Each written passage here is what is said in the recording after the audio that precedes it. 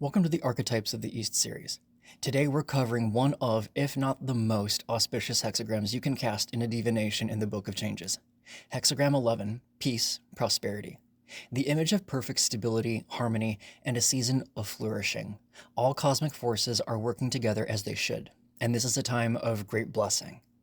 The interacting fundamental forces of heaven and earth, the yin and yang, are in such a state of equilibrium that all good things can result. This is a moment of progress, success, and the removal of all other obstacles, and the path forward is clear. The good or beneficial elements are influential at this time, and the lesser negative elements are lessened or completely absent. This hexagram signals a period of growth and prosperity. In statecraft, it suggests that a wise leader engages with the people and uplifts them, fostering unity and trust. Though peace prevails, it must be guarded vigilantly, as circumstances may shift just as rapidly as the weather does. The principle of Hexagram 11 is the state of universal flow. Peace is the moment when the small, the petty, the restrictive, and the obstacles depart, and the great, the creative, expansive, and the visionary arrive. This is the archetype of cohesion. Because of the fundamental forces of your life, your internal desires and your external environment are in a state of equilibrium, you no longer need to force progress. The path isn't just clear, it's pulling you forward. This is the peak of the cycle. Heaven's strength is below, pushing upward, while Earth receptivity is above, welcoming that energy. This interweaving creates a fertile ground where all cosmic forces can work in total unison with one another. This is a time of great blessing and progress. The friction that defined previous stages has completely dissolved. You're experiencing the removal of all obstacles, allowing you to operate at your highest potential. In this season, beneficial elements are influential. High-integrity people, clear ideas, and noble intentions are the dominant force, while the negative elements have retreated into the periphery. The key of Hexagram 11 is about radiant expansion. The atmosphere is warm, open, and prosperous. It's the high trust environment. After the tension of treading, the energy now flows outwards. This is a period of growth where the internal spirit of heaven and the external form of earth are in a generative dance with one another. You feel uplifted, not because the work has stopped, but because the work has become meaningful and collaborative. This key fosters unity and trust. In this season, you don't have to look over your shoulder all the time. Superiors and subordinates are in communion. Information flows freely and intentions are transparent. Peace is a high energy state, and like all energy, it is subject to change. You must guard it vigilantly. Warning that circumstances shift rapidly like the weather is a reminder that the seeds of the hexagram 12, stagnation, that comes after hexagram 11 are often sown during the laziness and the season of hexagram 11. If you are in a position of influence, this energy calls you to engage with the people or those around you. This is a time to invest your social capital, uplift others while the sun is shining, creating a reservoir of goodwill when the weather eventually turns for the worse. The image of hexagram 11 states, Earth over heaven, heaven and earth unite. This is the image of peace. The wise authority divides and completes the energetic influences of the creative force and the receptive force. One perpetuates and regulates the blessings of both heaven and earth, focusing on the aid and well-being of the people. This represents the fertile union. In this unique alignment, heaven, the creative force, is below, providing the heat and the drive, while earth, the receptive, is above, providing the soil and the structure. Because the high is below and the low is above, they must move towards each other to return to their natural states. This movement creates the union that defines what peace is.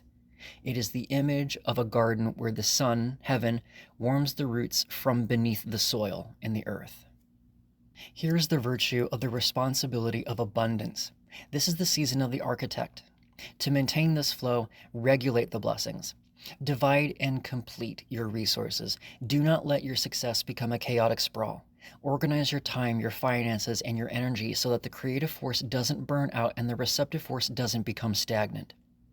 Focus on well-being. Peace is only supreme when it is shared. Use this fortunate time to aid the people or the people around you. If you're a leader, mentor your team. If you're an individual, strengthen your community. The Vigilant Heart says this, Uphold them responsibly, as they are temporary. The wise person knows that this golden age is a window of opportunity. Use the clarity of today to prepare the fortifications for tomorrow. The judgment of Hexagram 11 states, the advent of peace. The inferior elements depart and the great and good influence approaches. Good fortune and success arrive. The executive summary of this judgment is about harmonious expansion. This is the most auspicious signal in the I Ching. The small, the petty anxieties, narrow-minded people, and logistical friction is naturally fading away. In its place, the great, the expansive, vision, noble collaborators, and creative energy is taking center stage. Success is supreme because the entire environment is now working in your favor. The advice now is to harvest and to build. The fruits of one's efforts are ready. Do not simply sit and enjoy the peace. Capitalize on it. This is the season for growth, building, and celebration. However, remember that peace is a dynamic state. To keep the ships heading, you must remain diligent. Use your prosperity to aid others, which creates a social foundation that can withstand the eventual change in the weather. This is the illusion of permanence. Peace is a phase and not a destination. The I Ching does not offer yes or no answers, but it does offer clear skies. The danger here is squandering the surplus on vanity rather than using it to brace for future challenges. Make rational progress. Proceed thoughtfully and within reason. Just because the path is clear doesn't mean that you should run blindly. Move with the same upright character you practiced while treading in Hexagram 10. In the realm of career goals and ambition, seize the momentum. Now is the moment to launch, assert, and to grow. With your wind at your back, capitalize on this progress. Don't squander the surplus. Use it to brace yourself for future troubles. In the realm of relationships and social flow, bridge the divide by using this period to use clear communication. It may be time to resolve old misunderstandings and to mend wounded connections. This is a season of receptivity, and now is the time to be wise and make peace with past deeds and mistakes. A changing line 1. Just as when grass is pulled up, the roots come with it. Goodness accords with goodness in its connection. This brings good fortune. This line is talking about collective momentum. At the beginning of a golden age, your individual actions have a multiplier effect. Because the good elements are connected, you don't have to work in isolation. When you initiate positive change, you naturally draw in like-minded individuals and resources that were waiting for your lead. You are not just pulling a blade of grass, you're moving the entire sod of your environment. This is the ultimate green light to start your venture now. This is the time for initiating. If you move with strong character, you act as a magnet for success. Don't worry about whether you have enough help. The act of moving will reveal the allies who are linked to your cause. Be careful of selective connection. Goodness accords with goodness. This is a reminder that the quality of your initial step determines who joins you. If you start with integrity, you pull in ethical allies. If you start with shortcuts, you'll pull in the small and the inferior force. This is about strategic networking and strategic connection. Look for the hidden roots. Reach out to your community or your team. You'll find that everyone is ready to move upward together. A changing line 2. Bearing with the uncultured with kindness. There may be instances where one must act in emergencies with little preparation, like crossing a river at a moment's notice with bare feet. Don't neglect those who are distant who may need you, and do not forget your closest companions. One acquires what one desires by moving in a balanced middle way. This line is talking about radical inclusivity. To sustain a golden age, you must possess a mind that is larger than your immediate circle. This line describes the 4 pillars of a great leader. 1. Tolerance, bearing with the uncultured. This means being patient with those who are inexperienced or ignorant of the time. Peace thrives when you mentor rather than judge. 2. Resolution, crossing the river with bare feet.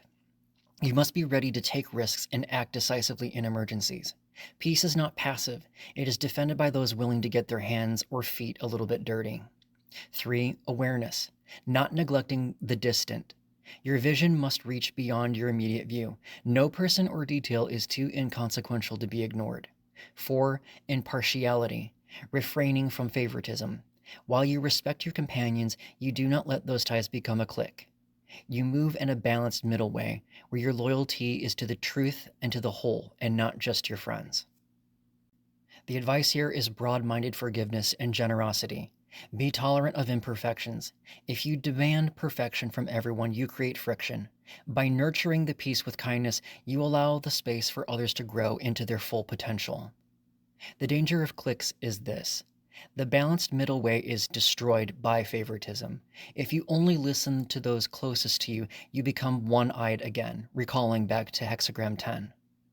Balance your risks. Be ready to move at a moment's notice. Your readiness to act is what keeps the peace from becoming stagnation. A changing line 3. No plane comes without a downward slope. What goes up must eventually return back down. Perseverance with this in mind brings no blame. Do not let this precept bring you anxiety. Be sincere instead. There is blessing in the nourishment you possess in this season. This is the line of realistic optimism. You have reached the peak of the mountain. From here, the only way forward is a slope. This isn't a tragedy, however. It's the law of cycles. By accepting that what goes up will eventually return down, you gain a superpower. You're no longer surprised by change. You move without blame because you are the only one in the room who isn't panicking when the first cloud appears in the sky. The advice here is to have sincerity over anxiety. Don't let this truth consume you in fear. If you spend your peace worrying about stagnation, you've already lost your blessing. Instead, cherish this moment. Use this nourishment that you possess to strengthen your inner character so that when the slope finally begins, your footing is secure. The danger of denial is this. The worst mistake at line 3 is pretending the plane goes on forever. If you overextend now thinking that the boom will never end, the slope will become a cliff. Perseverance in danger means staying alert even while you're happy. Be conscious of presence. Take advantage of this time. Finish your major projects, mend your fences, and fill your granaries. The best way to prepare for the future is to be fully virtually present in the now. A changing line 4. One flutters down to connect with others, being rich in charity to one's neighbors, not boasting of one's wealth or greatness. Be genuine, humble, and sincere in all of your interactions. This line is talking about social fluidity. As the cycle of peace begins its natural shift, the high must merge with the low to maintain harmony. This line describes a person of influence or esteem who chooses to move forward without boasting of their wealth or greatness. This is leadership through proximity. By being guileless, you remove the barriers of suspicion that usually separate social classes and groups of people. The advice here is to express radical humility. Do not flaunt what you possess. In this season, your wealth is not for display, but for the charity of one's neighbors. When you connect with those you might consider different or lowly, do so with genuine trust. This guileless approach turns neighbors into allies. This is the trap and the danger of the ivory tower. If you remain above the people during the peak of peace, you will be isolated when the slope from line 3 becomes steep. Foster quality relationships now to ensure a softer landing later. Unfiltered connection is a virtue. Connect with all sorts of people. Break out of your exclusive cliques, recalling to line 2, and be the genuine and sincere one. You will surprise yourself at how much strength and insight are found in the places you previously ignored. A changing line 5. Like the historical Emperor Yi, who gave his daughter in marriage to make peace, a meaningful gift of harmony or great sacrifice brings blessing and supreme good fortune. This is the line of strategic humility. You are in the ruler's seat, but the wisdom of this position is self-limitation. To ensure that peace lasts, you must be willing to give up something of great worth. This is the marriage of the high with the low. When a person in power acts with genuine goodwill and places themselves on equal footing with the others around them through a great sacrifice, they create a bond that cannot be broken by force. The advice of this line is connecting for the greater good. Peace often comes at great cost. Whether it's ego, resources, or even exclusive control, be ready to share. By offering a priceless blessing, you prove that your commitment to the well-being of the people is greater than your desire for personal gain. This is the pivotal time to form healthy connections that will sustain you in leaner times. The vanity of power is this. If you hold on too tightly to your status or to your daughter, and in this case it's a most prized asset, You create resentment. The Emperor Yi succeeded because he understood that a daughter in a happy alliance is worth more than a daughter locked away in a lonely palace. This is the ultimate grand gesture. Make a move that proves your sincerity. Share the credit, distribute the profits, or cede some authority to your partners. This sacrifice is actually an investment in supreme good fortune. A changing line 6. The harmony of the time, like the castle walls, are breached, falling back into the moat. Do not mobilize the army to take drastic measures. Make your commands known within your own sphere of influence to prepare for change. Persevering to prevent the declining times brings humiliation. This is the line of graceful retreat. The harmony of the time has reached its expiration date.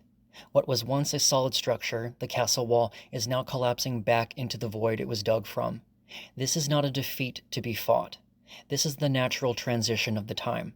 The most dangerous mistake here is refusal to acknowledge the time.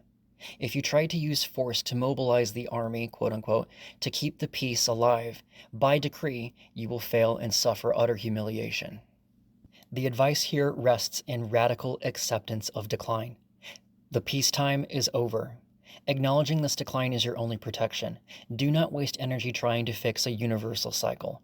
Instead, focus on what you can control. By making your commands known within your city or your influence, you are consolidating your remaining power and protecting your inner circle. The futility of resistance is this. To persevere in trying to maintain the old status quo is a path to ruin. When the walls fall, the great has already departed. If you fight, you're not fighting a person, you're fighting time itself. The action is to consolidate. Pull back, stop outward expansion, and focus on internal security. This is the brace yourself moment.